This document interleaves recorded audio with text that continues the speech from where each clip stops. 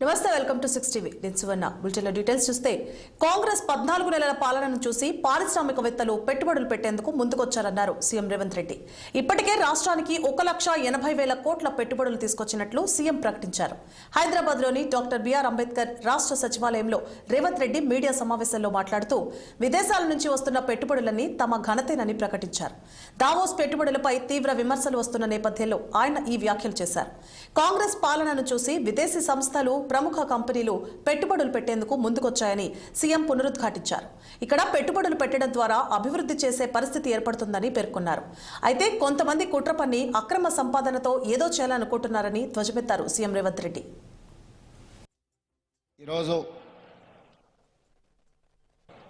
ఒక మంచి eco tourism పార్క్ను ప్రారంభించడానికి, ఎకో టూరిజంను ఒక మంచి పర్యాటక కేంద్రంగా, వ్యాపార దృక్పథం కాకుండా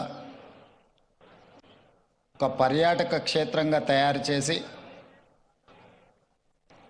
రామ్దేవ్ గారు దాదాపుగా 25 సంవత్సరాల తన అనుభవాన్ని, ఆదాయాన్ని ఈ 150 ఎకరాలలో ఒక మంచి పార్కును ఏర్పాటు చేసి ఈ కార్యక్రమ ప్రారంభోత్సవానికి నాతో పాటు మెగాస్టార్, కేంద్ర మాజీ మంత్రివర్యులు, మనందరి అభిమాన నాయకుడు చిరంజీవి గారిని ప్రత్యేకంగా ఆహ్వానించి, అదేవిధంగా తెలంగాణ మంత్రివర్యులు జూపల్లి కృష్ణారావు గారిని,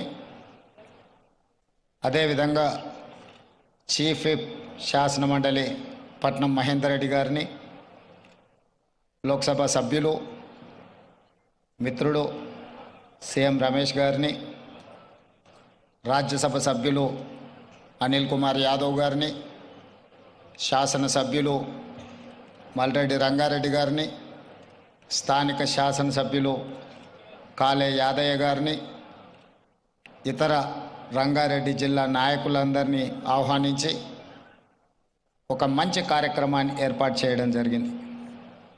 వాస్తవంగా